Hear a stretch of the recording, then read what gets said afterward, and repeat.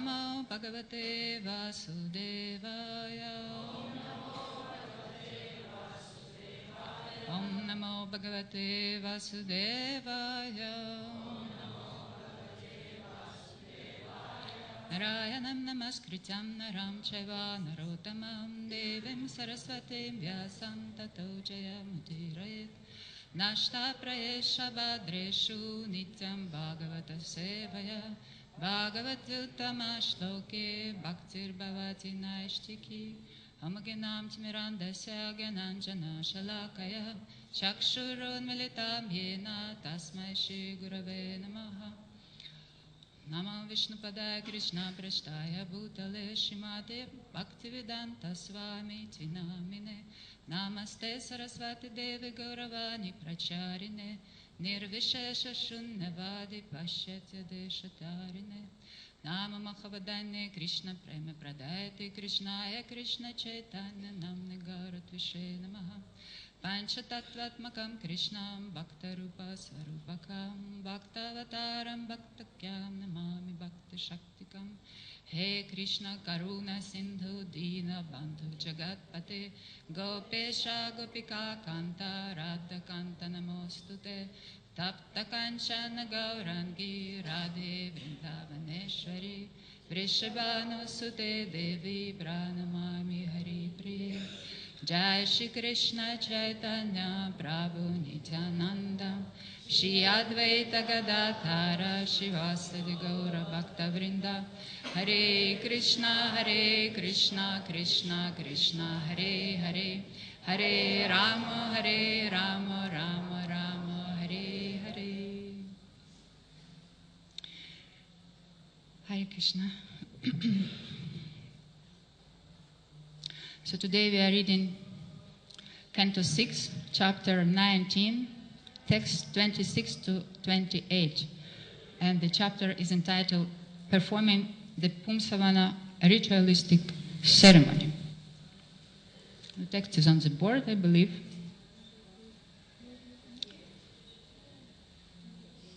Huh? 26 to 28, right?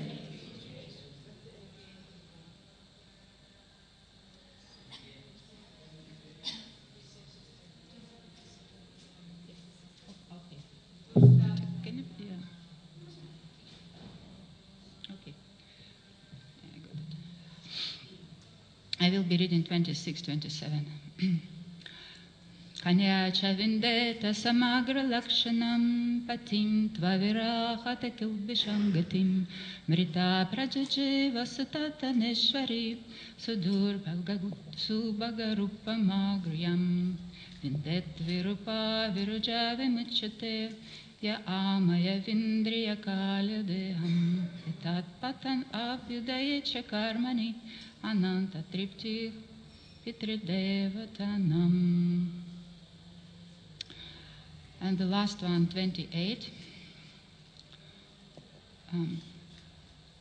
Please repeat after me. Tushtak prayachanti samastakamam Homa vasane hutabukshi harischa Rajan Mahanmarutam Janma Punyam Diter Vratam Chaphihitam Mahate Dushtak Prayachanti Samastakamam Homa Vasane Hutabukshi Harischa Rajan Mahanmarutam Janma Punyam Diter Vratam Cha Bhihitam Mahate Hutak Prayachanti Samastakamam Homa Vasane Hutabukshi Harisha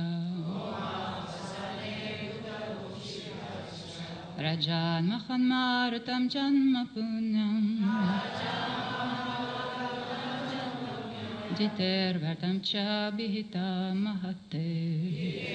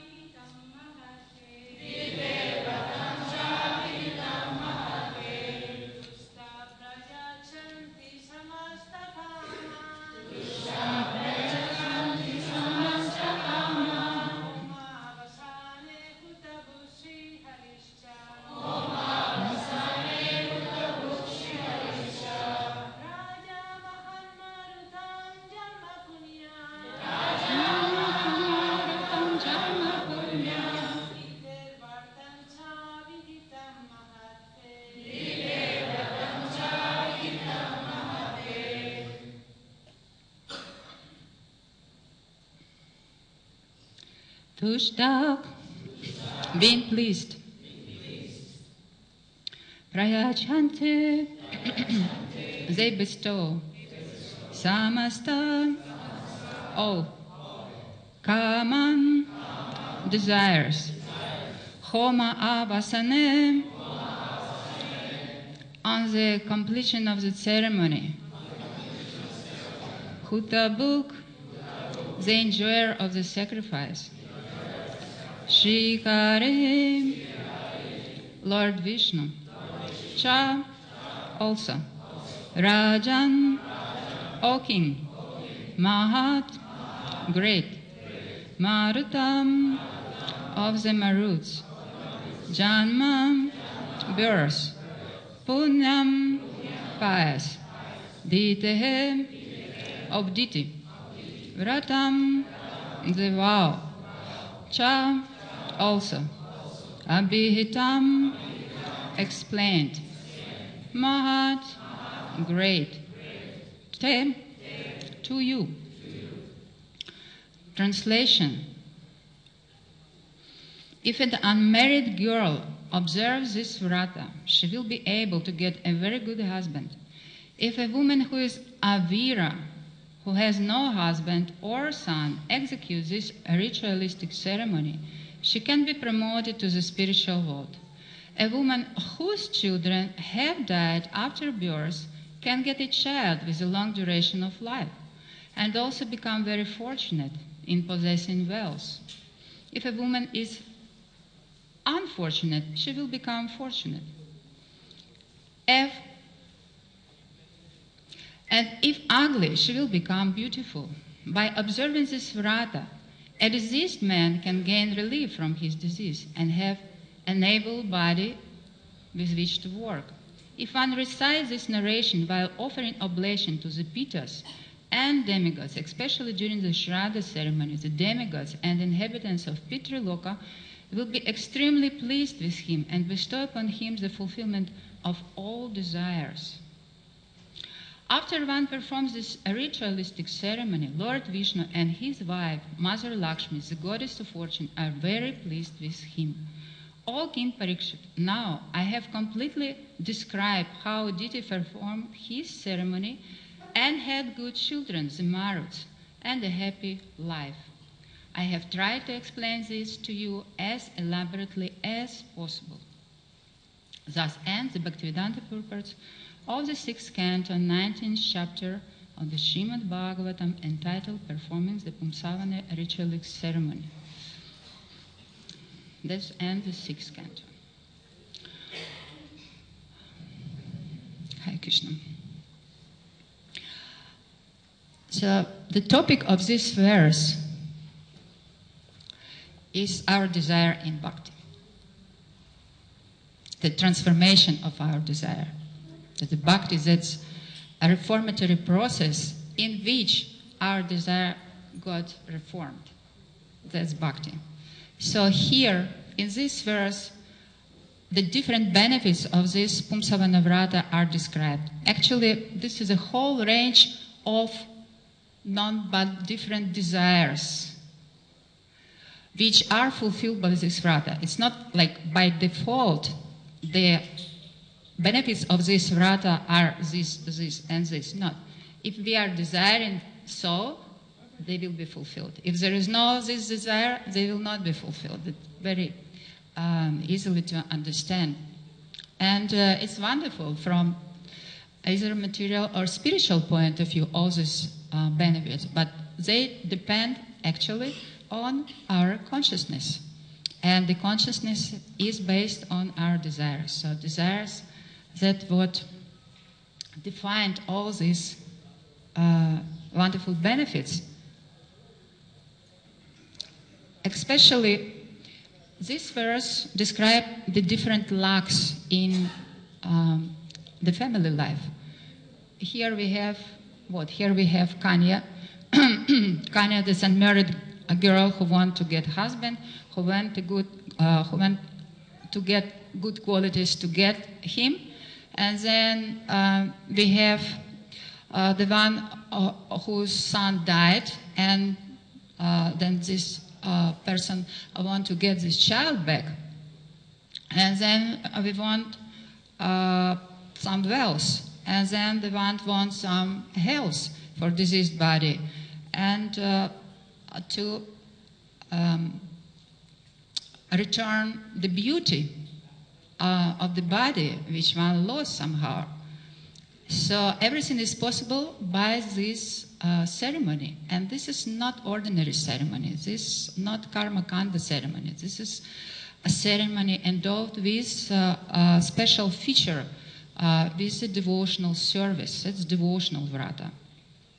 So whatever one desires, it can be get by devotional service. The whole point of this verse is that whatever we desire can be gotten by devotional service. The different samples of these different desires are here. But if there are no material desires in the heart, then what is left? The spiritual desires. And if there is this desire in the consciousness, we want pure love of God, then we can get it very easily by performing our devotional service.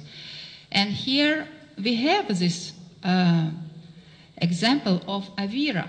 That's only out of all these benefits, it's Avira, that the lady who doesn't have husband, doesn't have children, who didn't get material benefits, as you may notice here. So she's getting the spiritual benefit. How? It said here that Avira got promoted to the spiritual world, that her final destination. Hata kilbisham gatim. Gatim means destination, and Hata kilbisham means without fault. So that's final destination. And Srila Prabhupada translates this final destination as spiritual world, right? So that they bought a which devoid of faults.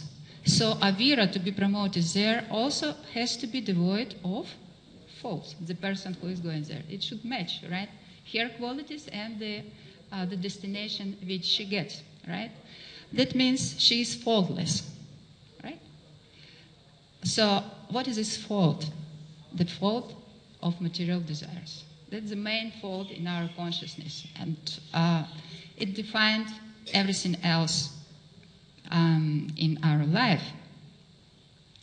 So how comes that she doesn't have these material desires? Yes, because she is so sad, family-less. She doesn't have children, she doesn't have husband, meaning she doesn't have special material attachments or desires connected to these spheres, artha, or material prosperity, and kama, meaning the sense gratification. She doesn't have this field.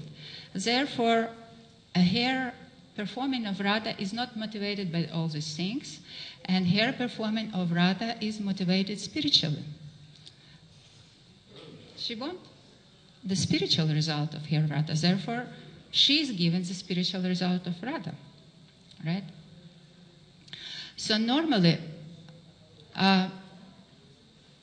the person doesn't have any interest in moksha and devotional service. It's usually because out of these Purusha arthas, 5 of them, the very rare person would like to get moksha or pure devotional service. So out of all these benefits which are described here, the 8 of them, only this one, Avira, got not material benefit but spiritual one, got pure love of God. Otherwise, she would not be promoted.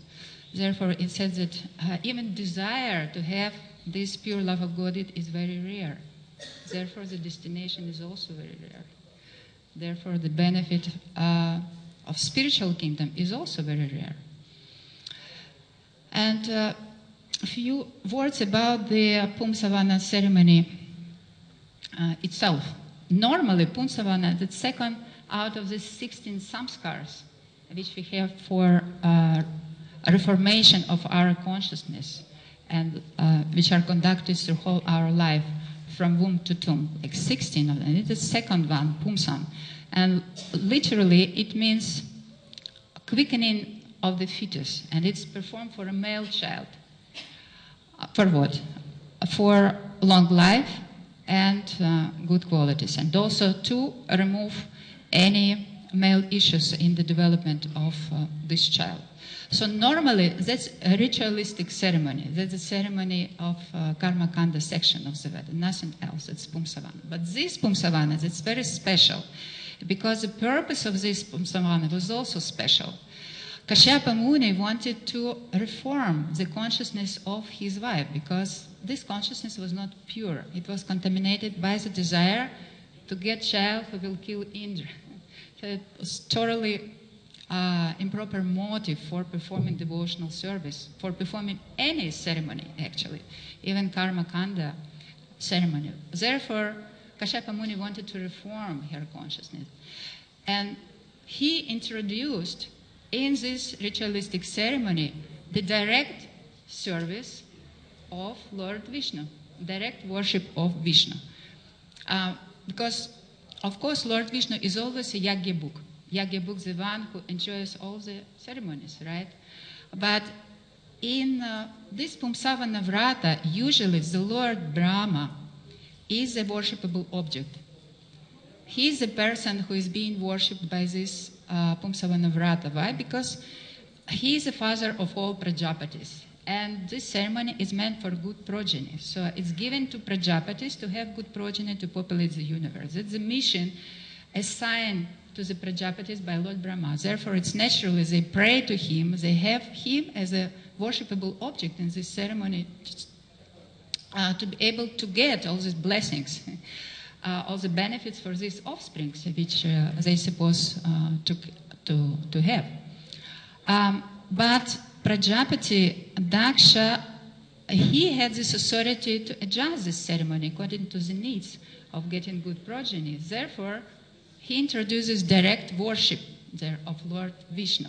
And it's amazing fact that usually demigods and Prajapatis, they get children immediately. It doesn't take any time for them to get 1,000 children or 10,000 children. It just like this. It's of no time. It doesn't take any time. But here, amazingly, this child was in the womb of deity for 1 year. It's the most amazing part of this story. Why? Because Kashyapa Muni blessing that was made him being kept there, that the blessing of Kashyapa kept this child in the womb so that he could get all the benefits of the devotional service of his mother performed by Lord Vishnu. All right?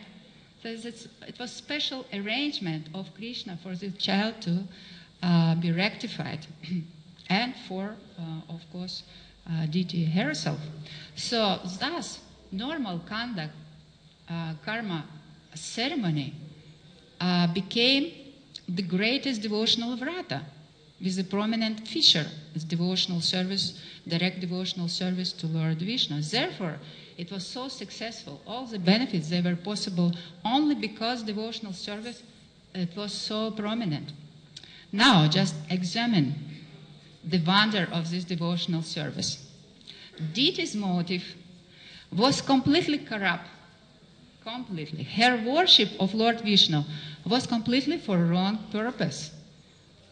What did she want? She wanted to get a child who will kill Indra, who will be a murderer of Indra. And it was not at all for pleasing Krishna as it should be in Sanatana Dharma. And what was Indra doing? He began serving here, who had completely wrong purpose of her worship of Vishnu. And here the purpose was terrible. And his approach to her was terrible because he wanted to kill this child who will kill him. So his purpose was wrong.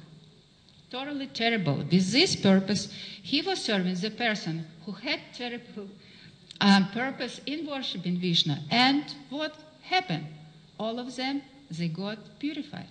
They got rid of these improper motives in their service. That's the power. They're quite astonishing, actually. Quite astounding, I would say. And not only that,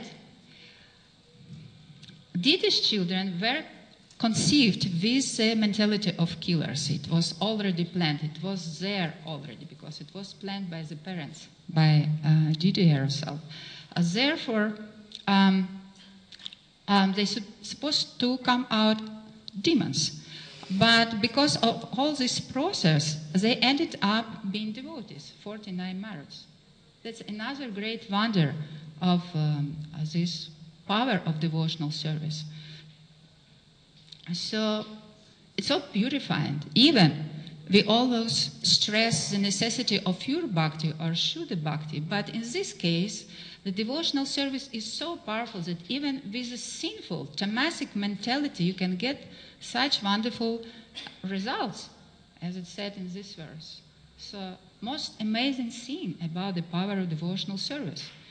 And this story is a vivid example of it. And another amazing feature of this story, the deity was completely duplicitous in her dealings with her husband. She started serving him, and she didn't even reveal him the real purpose of this service. Why she approached him, nothing like this. She didn't let him know her real purpose. And that she wanted a murderer of Vishnu out of the service of her father. So cunning heart of this duplicitous approach was acting. And then Lord Indra came to her secretly and fearfully and enviously and cunningly with all the same bouquet as she has in her approach to husband, the same bouquet Indra had when he approached her for service. And he started serving her with this motive, or rather pretend to serve the one who had improper motive and with the improper motive of service. And then what? At the end of the ceremony, of all this event, they both got completely purified of this duplicitousness. There was no even a trace of this duplicitousness anymore. So she was full of duplicity and he was full of duplicity, but they got purified. That's the power of devotional service. And Diti herself admitted this to Indra, that's earlier in the verses, that I was trying to kill you, my dear Indra, together with your 12 brothers Adityas. And she told this with such a sincerity in the heart. Actually, this duplicity and sincerity that are diametrically opposite to each other. Right? So that's the polarities of a duality, simplicity and duplicity. And to turn from one to another, to transform one to another, that's the amazing power this process has to have. And this is process of devotional service. This power of devotional service can turn like mud into gold. And another thing, that now she was so much pleased with Indra, who was so duplicitous, and he wanted to kill her one child. But with what she was pleased in his behavior, because Shukadeva Goswami said she was very pleased with his behavior. What was pleasing in his behavior for Diti? Because instead of one person whom he tried to kill, she got 49 sons. And she totally didn't accept, she didn't even pay any attention to this action of killing in receiving these 49 children instead of this one. So she took only the essence. Instead of one, Indra brought her 49 sons. There was not even trace of this killing in her consciousness. That's why she was so pleased with him. That means she got totally transformed from enmity to love. And we have the saying in Russian, from love to hatred. It's one step. But from hatred to love, that's eternity. You never may even cover this distance. But here it's happening, and it's the power of devotional service. And seeing her simplicity and sincerity, Indra was touched so much that he also admitted to her, my dear mother, I was grossly blinded by selfish interest. I lost sight of religion. I entered your womb to try to kill your child by cutting him into pieces. I am a fool. Please forgive me. So his duplicity is also gone because he sincerely admitted this to her. That's the power of devotional service. And not only that, there is another wonder in this story which happened because of this power. Because Indra has this most powerful weapon in the universe, one of the most. That's his Vajra. And this Vajra can strike anything and kill anyone. But here, with this Vajra, Indra couldn't kill even this helpless child in the womb of Diti. He was so protected by the power of Krishna in devotional service. That's an amazing scene about what we are doing here, about this devotional service which we perform. So, devotional service is so powerful, and he can transform our desires. And he can eradicate even these desires of sinful activities, which we can see from this verse, from whole this chapter. But Shukadeva Goswami would like to compare the devotional service with different other methods of getting to some kind of perfection. And at the beginning of 6th canto, he described all other things which may rectify our consciousness and to lead us to perfection. He's mentioned tapasa, brahmacharina, samenacha, damenacha, tejjena, satya, shauchabhyam, yamena, yamenacha. All this method, starting from tapasa. Tapasa means what? Austerity, brahmacharya, what is this? Celibacy. And then we have samenacha, damenacha, the control of the mind and control of the senses. Tyaga means to give something in charity. And then satyam, that's truthfulness. and Shaochan, that's rules of cleanliness, and Yamenani Yamenacha, the following of rules and regulations in life. All of these processes, as he mentioned, can temporarily purify it of all sins performed with body, words, and mind. But these sins are like the dried leaves of creepers beneath a bamboo tree, which may be burned by fire, meaning by purifying fire of all these processes, although their roots remain to grow again at the first opportunity.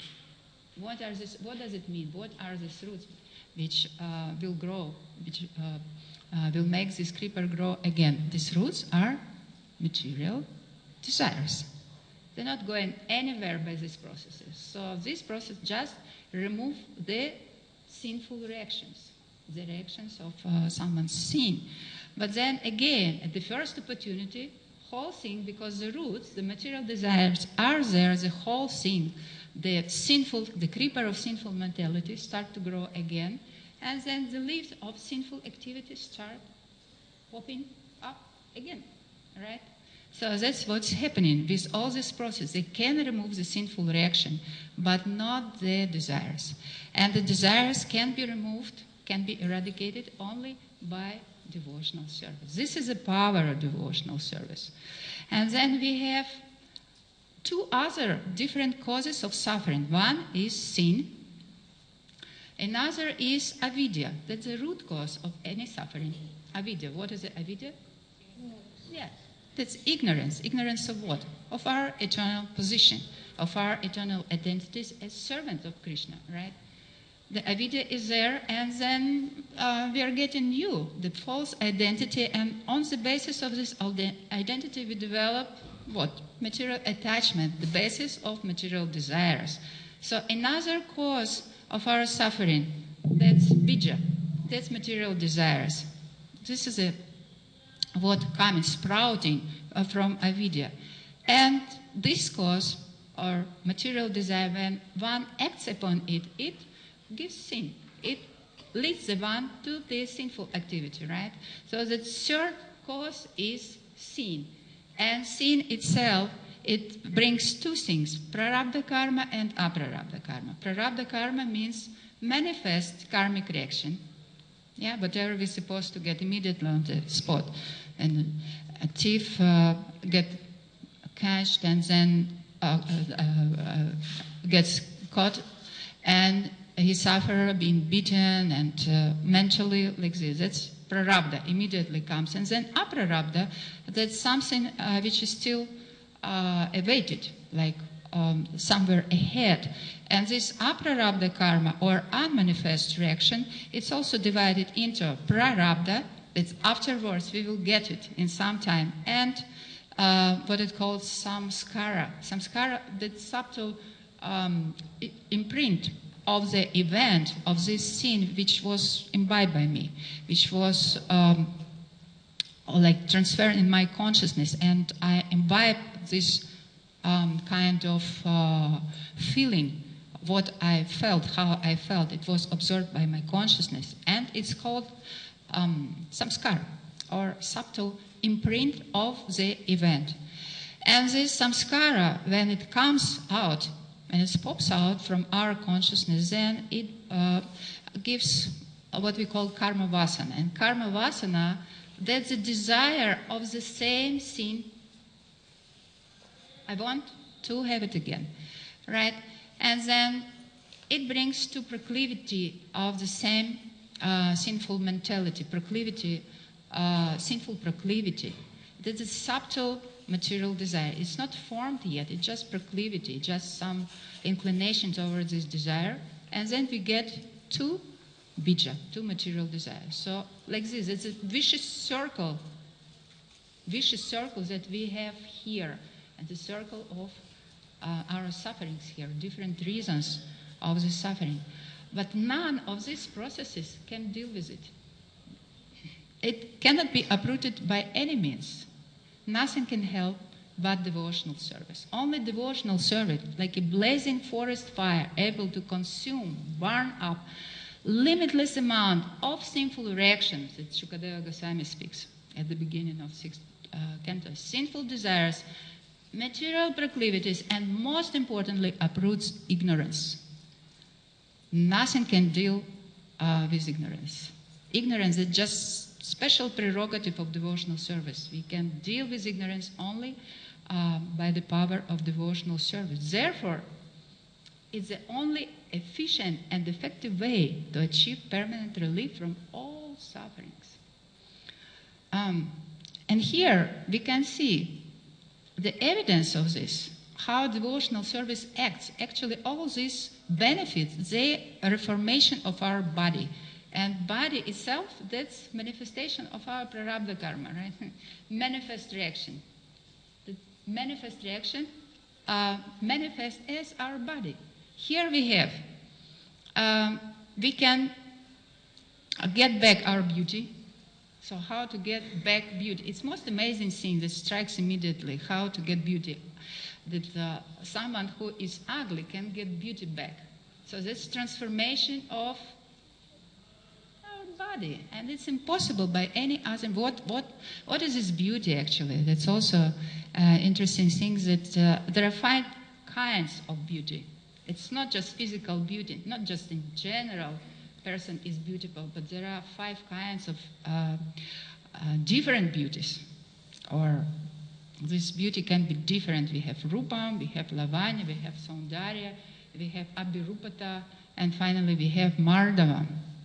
So some of them can be restored, like the beauty could be internal beauty, the beauty of the qualities, the beauty of the character, and it manifests itself like lavanya, the effulgence, which comes through the limbs.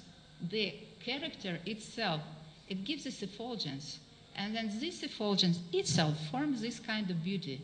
The person becomes very effulgent, beautiful, by this nice effulgence of this internal beauty, which comes out. So this beauty is lavanya. And then we have another beauty, abhirupata.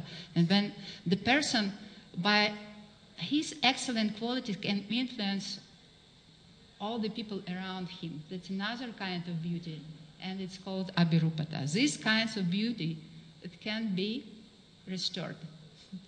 That's how devotional service can change even our prarabdha karma. And all other things which we can get from this, it's also a transformation of our prarabdha karma. But all other methods of getting perfection, they act only upon aprarabdha karma, some small portion, unmanifest reaction, which can be eradicated with brahmacharya, tapasa, and whatever we mentioned before. But only devotional service act upon all of them.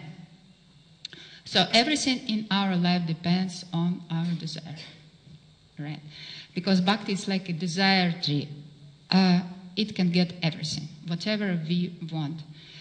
And all this desire actually form the basis of our relationship with Krishna. Why desire is so important? Because on the basis of this desire, we have our relationship with Krishna.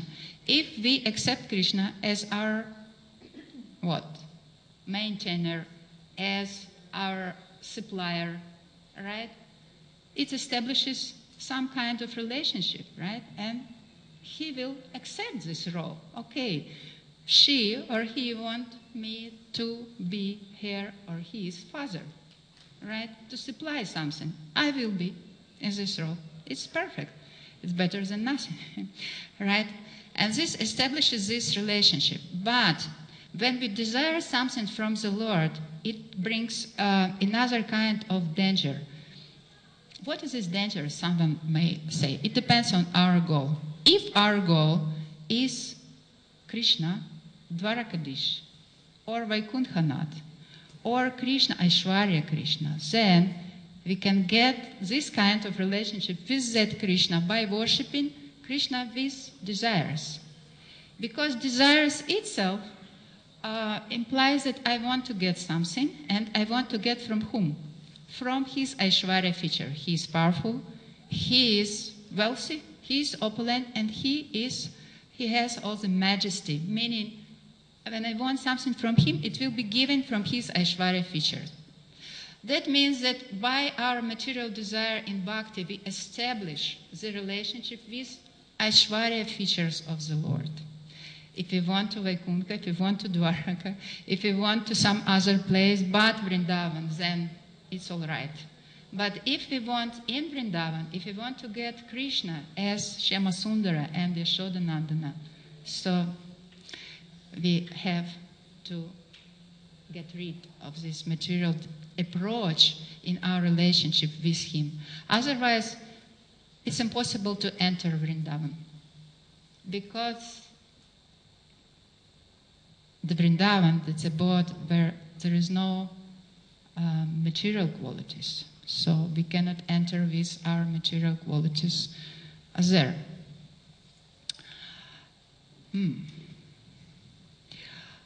So such worship of Aishwarya aspect of the Lord can satisfy us, because we want something from the Lord, right? But it will not satisfy him.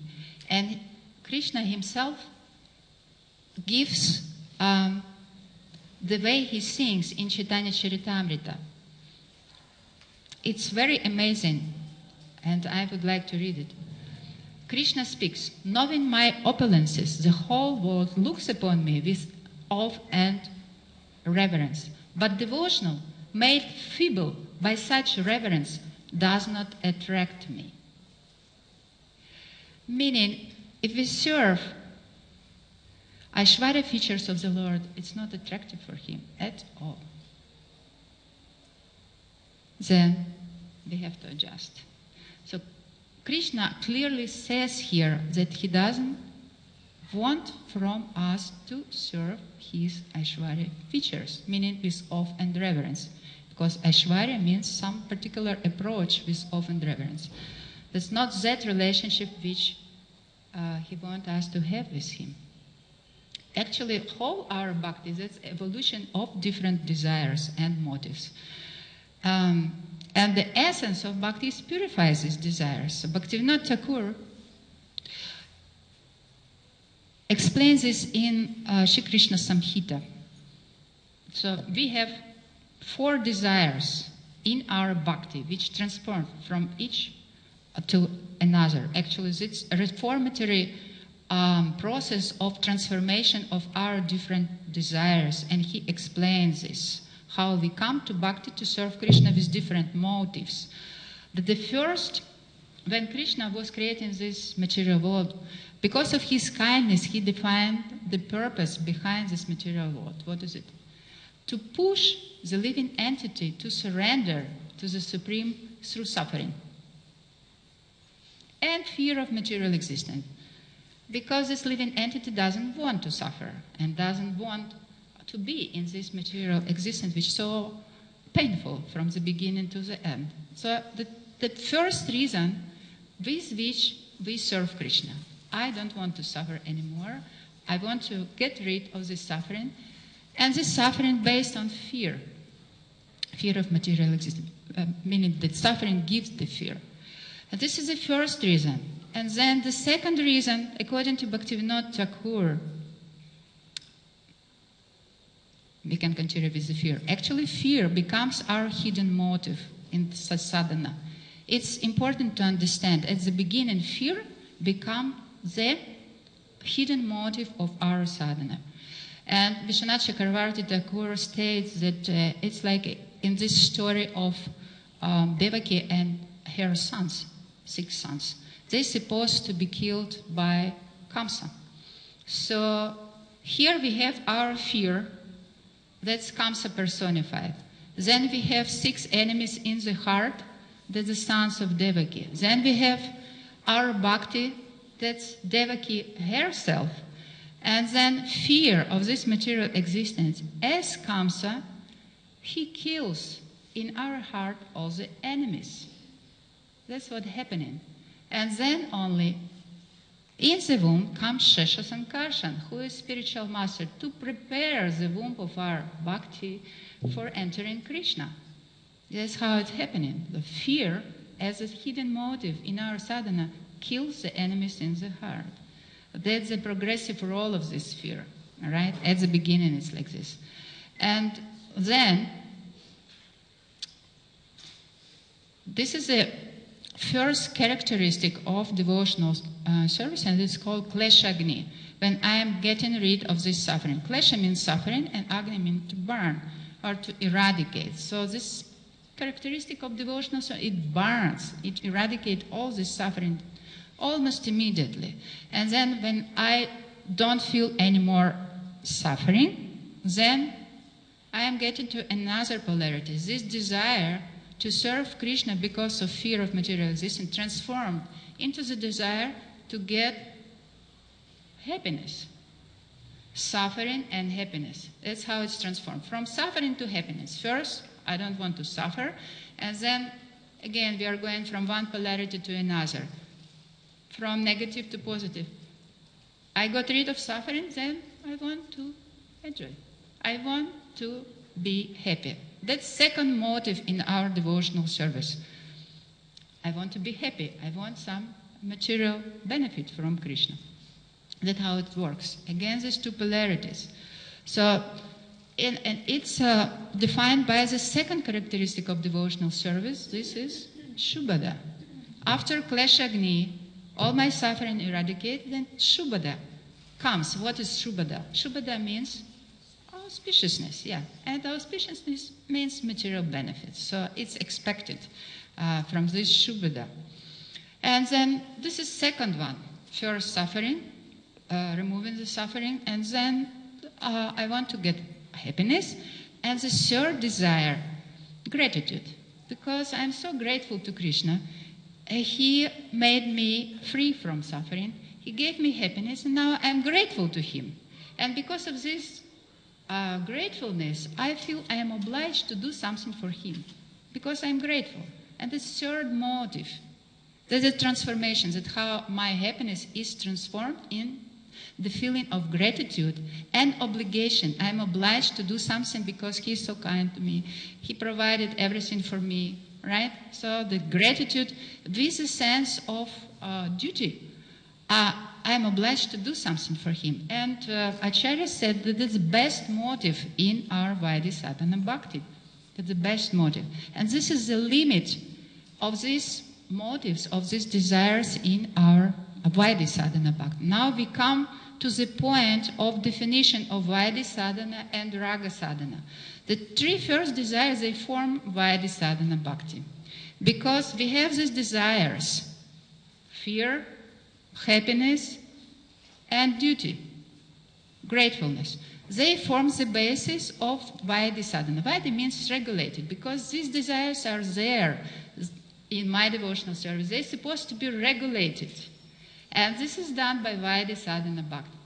When this pure desire, already pure, I want to serve Krishna out of my obligation. I am obliged. I feel obliged.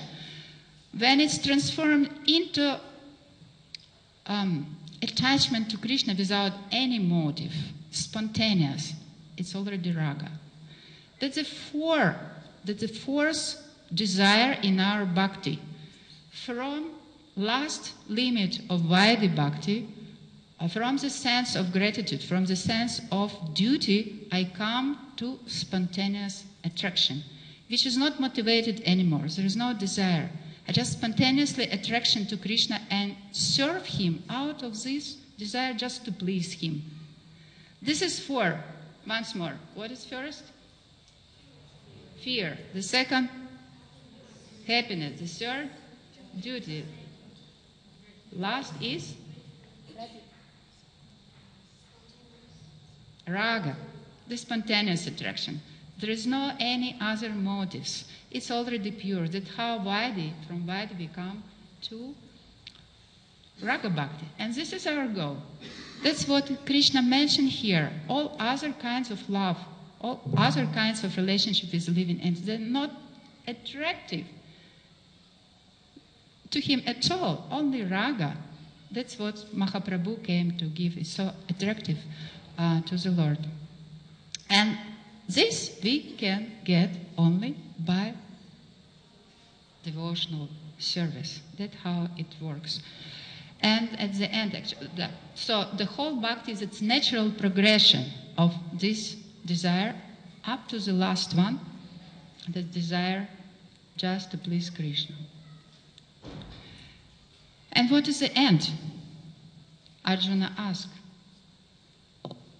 if I give all my dharmas, what benefit will I get? Krishna, I will give my very self to you. To you, not to anyone else. This is the greatest